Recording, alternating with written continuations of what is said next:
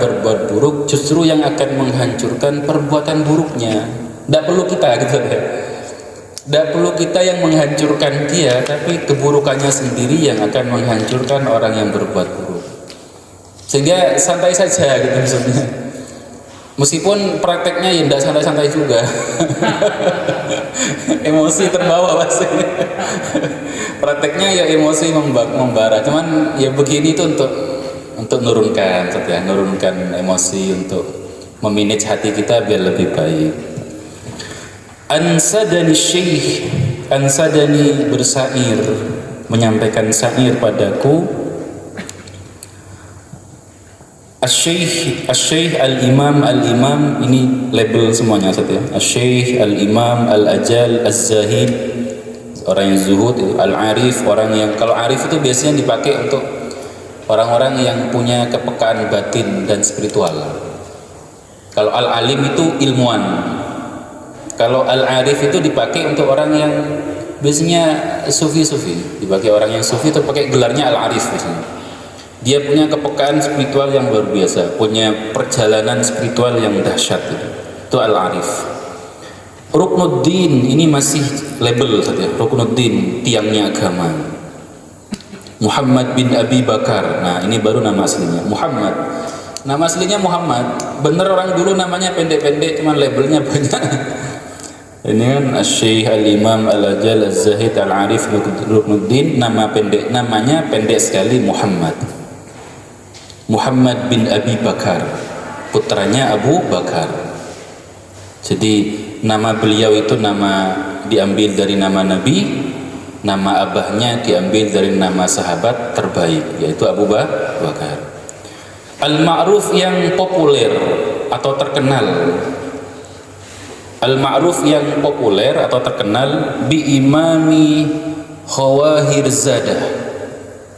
Beliau terkenal dengan Imam Khawahirzadah atau Imam Zadah. Al-Mufti yang jadi mufti, beliau ahli fatwa, hakim. Jadi keputusannya ditunggu-tunggu oleh negara dan rakyat. Rahmatullahi alaihi, semoga Allah merahmati beliau. Qala, beliau berkata, ansyadani sultanus syariah Yusuf Al-Hamdani.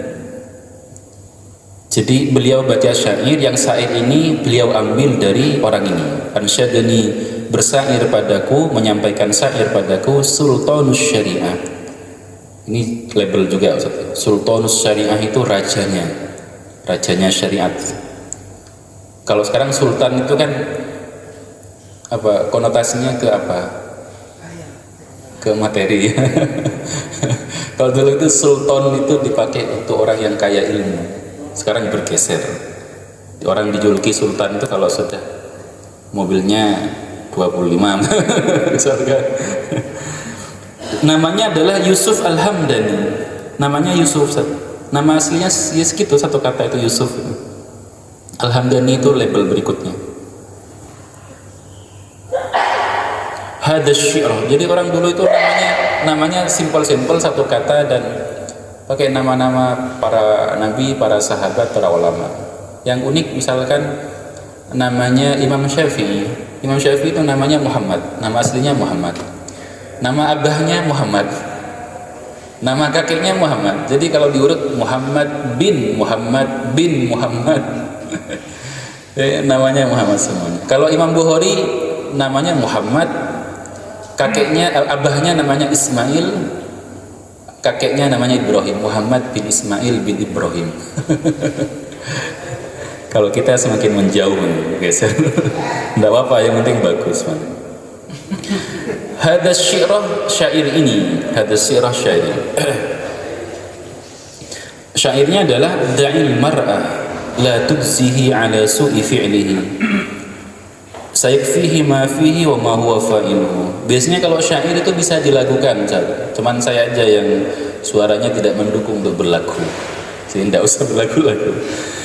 Da'il mar'ah, tinggalkan orang itu, maksudnya abaikan, cuekin. Da'il mar'ah itu cuekin. Cuekin orang itu, la tujzihi, tidak perlu dibalas. Apa pun Ustaz? Sayangnya jangan enggak ada. Beda teks saja, beda redaksi. Awalnya apa? Coba lihat tuh. Bentar. Bentar. Wala tadis insanan ala su'ungi. Intinya sama. Wala tadis insanan, jangan balas orang lain, jangan sibuk balas orang lain ala su'i fi'lihi ya. Ala su'i fi'lihi, atas keburukan perbuatannya. Santuy aja hidupnya, jangan sibuk membalesi orang lain, jangan sibuk komentari orang, jangan sibuk nanggepi orang, santai aja saja. Kalau bahasa sini da'il mar'ah, abaikan. Sayakfihi sama di sini. Potongan selanjutnya sama. Sayakfihi ma fihi. Sayakfihi ma fihi, dia akan cukup dibales dengan apa perbuatannya. Maksudnya gitu. Sayakfihi ma fihi. Itu kalau mana diterlek agak rumit. Sayakfihi, akan mencukupihi pada orang itu ma apa fi yang di dalam ma. Maksudnya itu dia akan cukup dibalas oleh perbuatannya sendiri. Wa ma huwa fa'iluhu, dan apa yang dilakukan itu. Jadi sekali lagi Sob ya, kita tidak perlu intervensi berlebihan pada orang itu. Biarkan natural saja. Dia siklus hidup akan berjalan Sob ya. Kalau bahasa kita hukum alam, bahasa Islam sunnatullah. Dalam hidup itu ada pola-pola, ada rumus-rumus yang akan berjalan begitu. Ada SOP. SOP itu berjalan sebagaimana sudah disusun di awal. Nah, orang yang damai itu tidak sibuk intervensi SOP itu. Misalkan dia berbuat ini, sudah nanti dia akan kena balasannya sendiri. Kita tidak perlu, bahasa kasarnya mungkin tidak perlu mengotori tangan kita dengan darahnya. Biarkan perbuatan sendiri yang akan membuat dia berdarah-darah. Tanda petik ya, ini bukan ini ya, bukan simbol dari kekerasan dan ini, tapi bahasa saja. Kita lanjut. Kila ada yang berkata, man aroda, siapa yang ingin ayyurghima, yurghima maksudnya anfa'aduwihi. Makna aslinya roma anfi itu Ustaz, hidungnya patah. Rawima anfu itu mematahkan hidung. Tapi di sini maksudnya adalah barang siapa yang pengen ayyurwima anfa, menghancurkan, merungkatkan. Barang siapa yang ingin merungkatkan aduwihi, musuhnya, siapa yang ingin menghancurkan musuhnya, fal yukarrir hadha syi'ra, coba ulangi syair ini. Nah, berikutnya ini syairnya. Rumusnya ada di sini. Siapa yang ingin mengalahkan, menghancurkan, merungkatkan musuhnya, rumusnya ada di syair di bawah ini. Wa ansyadtu wa unsyidat ya. Apa Ustaz? Apa? Wa ansyadtu, dan saya bersyair, idza syi'tah, jika kamu mau, idza syi'tah, jika kamu mau, antalqa aduwaka, bertemu musuhmu. Kalau kamu ingin melihat musuhmu rawiman, hancur, rungkat maksudnya. Wa taqtuluhu wamman, dan terbunuh oleh gelisah. Jadi dia terbunuh oleh rasa gelisahnya sendiri. Wa tahrikuhu hamman, dan terbakar oleh kesedihannya sendiri. Siapa yang ingin melihat musuhnya hancur, terbunuh oleh rasa sedihnya sendiri, dan terbakar oleh rasa galaunya sendiri, rumusnya adalah, strateginya adalah farumil ula, maka carilah kemuliaannya. Ingat, kalau ingin menghancurkan lawan, fokusnya kemana? Keluar atau ke dalam? Loh, ini ke dalam malah. Farumil ola, kamu cari kemuliaan, sibuk upgrading, sibuk sibuk mengembangkan diri. Maksudnya gitu saja ya. Jadi kalau ingin menghancurkan lawan, justru jangan keluar sibuknya, tapi ke dalam diri kita sendiri. Maka dengan begitu antum akan terupgrade. Al-ula itu antum naik, semakin naik level. Kemuliaan itu kan naik level. Sibuklah antum naik level kemuliaannya. Dengan cara apa? Dengan cara cari ilmu yang banyak, upgrade skill, upgrade ilmu, upgrade kreativitas, macam-macam tadi ya. Sampai antum naik terus gitu. Saya pernah dicurhati ibu-ibu di rumah saya. Tidak cocok sama iparnya. Iparnya bermasalah versi ibu ini. Itu pamanmu itu loh, begini orangnya. Coba cari amalan yang bisa meluluhkan hati pamanmu, membuat dia bisa lembut, halus, dan tidak kasar pada orang lain. Permintaannya begitu. Itu kan keluar kan? Itu kan keluar. Jadi strategi dia untuk melawan musuhnya tanda petik dengan cara memperbaiki musuhnya. Kan gitu kan? Carikan amalan doa yang bisa membuat pamanmu itu lebih lunak hatinya, lebih sabar dan tidak kasar pada orang lain. Saya bilang begini, oh ngapunten, kalau menurut saya kebalik. Lebih baik cari amalan doa yang bisa memperkuat hati panjenengan biar lebih sabar.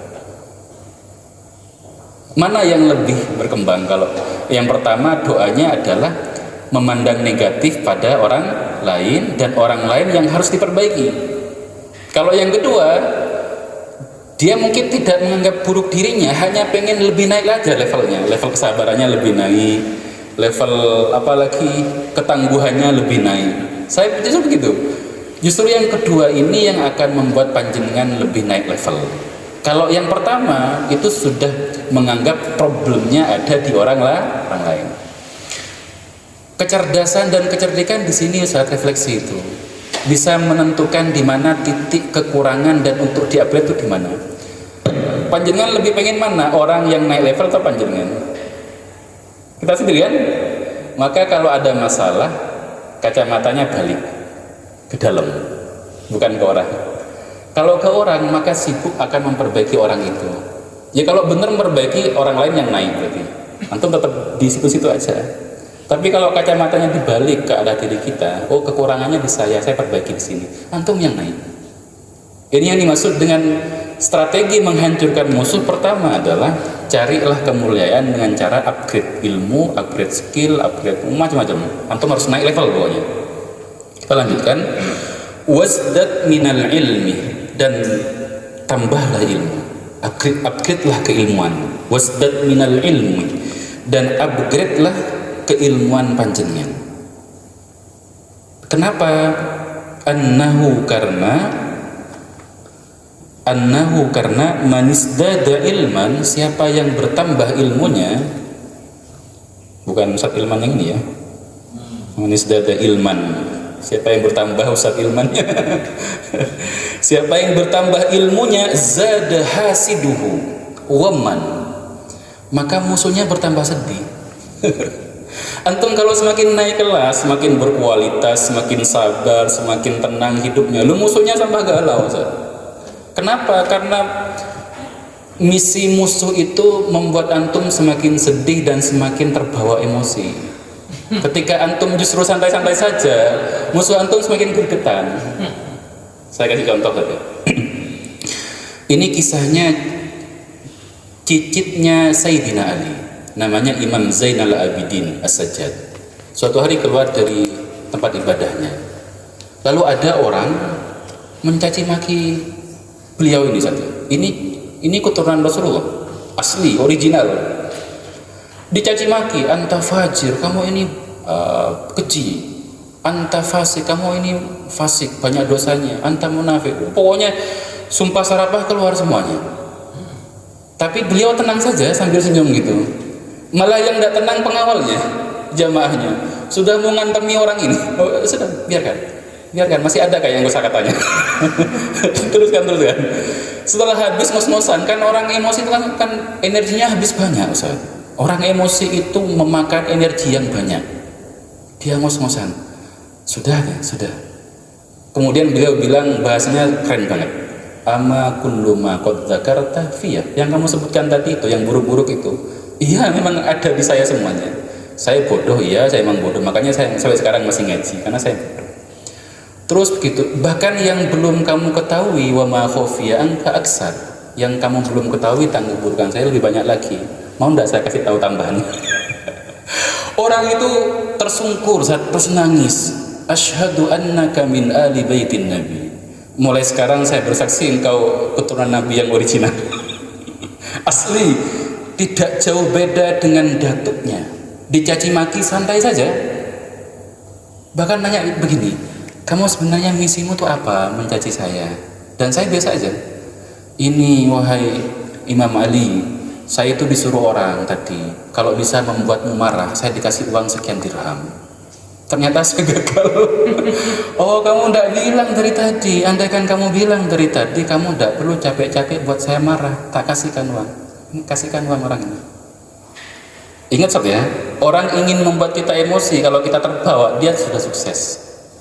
Kalau antum santai saja senyum-senyum, gak gagal ya. Malah greget, kok tidak emosi sih. Jadi cara terbaik sob ya melawan musuh itu dengan abaikan dia. Kalau bahasa Al-Qur'annya itu wa idza khatabahumul jahiluna qalu salama. Kalau ada orang bodoh ngobrol dengan kita, orang bodoh itu dengan sumpah sarapahnya, dengan musuh-musuhnya, itu balasannya adalah qalu salama, ucapkan salam, assalamualaikum, tinggalkan. Atau yang kedua, salam itu ungkapan-ungkapan yang mendamaikan. Oh iya, enggak apa-apa. Goblok kan. Oh iya, kamu baru tahu ya. Saya dari dulu goblok. Kamu baru tahu ya. Kasihan sekali kamu baru tahu kalau saya goblok. Jadi enjoy saja hidupnya. Karena ucapan dia itu saya kasih tahu saja. Kenapa bahasa taklim itu bilang antum tidak perlu capek-capek membalas orang itu, tapi keburukan orang itu yang akan membalas sendiri. Contohnya saja, kalau ada orang misu-misu kita ke kita itu, yang paling berdampak negatifnya siapa? Kita yang berjarak jauh dengan lisannya, atau tubuhnya yang berjarak paling dekat dengan lisannya? Coba baca sains tentang the power of water gitu. Lo ucapan buruknya paling kena ke siapa? Lo ke dia sendiri. Itu yang dimaksud saya fihi masawi. Antum tidak perlu capek-capek membalas keburukan orang, karena rumus hidupnya keburukan dia yang akan membalaskan. Sudah santai aja. Cuman prakteknya emang udah santai-santai soalnya. Mesti greget, tapi namanya hidup tuh begitu, butuh kalau saya sering bilang itu, orang itu kalau ingin melakukan lompatan-lompatan yang spektakuler, dia harus believe, harus yakin, harus try, nyoba dulu, training, ulangi terus sampai dia matang di situ. Dengan begitu hidupnya lebih damai. Lanjutkan dikit lagi. Kila ada yang berkata, alaika, wajib kepadamu antastawilah, sibuk. Kamu itu harus sibuk bimasolihi nafsika, dengan kebaikan dirimu sendiri. Maksudnya sibuklah kamu ngupgrade dirimu saja. Perbaikan diri itu sibuknya di situ saja. La biqahri aduwika, bukan sibuk untuk melawan musuhmu. Itu tidak efektif saja. Tadi melawan musuh yang paling tidak efektif adalah sibuk mengalahkan musuh dengan fokus pada musuh. Jadi berperang yang paling efektif itu adalah sibuk memperbaiki diri, sibuk melakukan lompatan-lompatan spektakuler dalam hal apapun, dalam hal sosial, dalam hal karir, dalam hal keilmuan, dalam hal spiritual. Maka dengan begitu musuh kita akan rungkat sendiri. Karena kita jadi orang yang cuek dengan dia, biasa aja. Orang itu sibuk dengan ngurusi kita sibuk ngurusi diri sendiri. Jadi akhirnya percepatannya luar biasa. Faida kumta, jika kamu sibuk, kumta itu berdiri, maksudnya sibuk saja. Masoliha nafsika, dengan perbaikan dirimu sendiri. Kalau kamu sibuk dengan perbaikan dirimu sendiri, tadammana dzalika qahra aduka. Tadammana dzalika itu sudah include, sudah mencakup, sudah include di dalamnya qahra aduika, menghancurkan lawanmu juga. Jadi kalau sibuk dengan kebaikan sendiri kita, perbaikan diri kita Itu sudah include di dalamnya, musuhnya akan hancur sendiri. Tapi kalau sibuk menghancurkan lawan, itu tidak include perbaikan diri kita. Gitu kan ya? Sibuk mengalahkan lawan, hari-hari kita sibuk untuk bagaimana mengalahkan orang. Akhirnya perbaikan diri kita tidak ada waktu, tidak include di dalamnya. Sehingga sekali lagi tadi, kacamata hidup kita itu perlu diperbaiki arahnya. Mau diarahkan kemana gitu.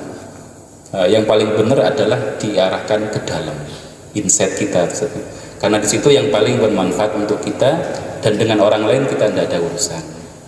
Saya sampaikan satu statement yang paling keren bagi saya dan paling saya amalkan dalam hidup saya, dari seorang artis kontroversial, sudah meninggal, semoga Allah mengampuni dosa-dosanya. Karena saking kontroversialnya beliau sering dihujat. Gara-gara dihujatlah keluar pernyataan ini. Katanya beliau begini, kita tidak akan pernah, artisnya namanya Julia Perez, kita tidak akan pernah bisa ngontrol sikap dan perkataan orang lain pada kita. Benar nggak? Orang lain mau benci, mau cinta, enggak. Kita tidak bisa kontrol. Bahkan perasaan kita saja sering tidak bisa kita kontrol, apalagi kontrol orang lain. Yang bisa kita kontrol hanya sikap kita dan omongan kita pada orang itu. Ini benar sekali. Jadi tinggalkan yang tidak bisa dikontrol. Saya hanya meneruskan kaidah ini, berarti tinggalkan yang tidak bisa dikontrol, sibuklah dengan yang bisa dikontrol. Apa itu? Sikap dan omongan kita itu masih bisa kita kontrol. Tapi kalau sikap dan omongan orang itu tidak bisa dikontrol. Orang kalau hidup sibuk ngontrol orang lain, hidupnya akan capek dan tidak akan bahagia. Kenapa? Karena sikap dan omongan orang tidak akan pernah bisa dikontrol. Bukan kita yang kontrol, tapi dia sendiri. Sehingga jangan sibuk untuk hal yang sia-sia. Itu mungkin kisah ya. Jadi hidup kita biar lebih produktif, biar lebih sibuk upgrade keilmuan saatnya. Dengan begitu hidup kita akan insya Allah mengalami lompatan-lompatan yang spektakuler dalam hal karir, keilmuan, kenyamanan hidup. Itu saja. Ada pertanyaan barangkali? Ampun, sudah lama tidak ada pertanyaan. Sudah lebih clear atau sudah gimana? Ampun, alhamdulillah. Semoga kita dapat barokah dan manfaatnya. Semoga Allah jadikan hidup kita hidup yang berkualitas, hidup yang damai, hidup yang mendamaikan. Amin ya robbal alamin. Kurang lebihnya mohon maaf. Kita tutup dengan doa kafaratul majlis. Subhanakallahumma wa bihamdika asyhadu an la ilaha illa anta astaghfiruka wa atubu ilaik. Wassalamualaikum warahmatullahi wabarakatuh.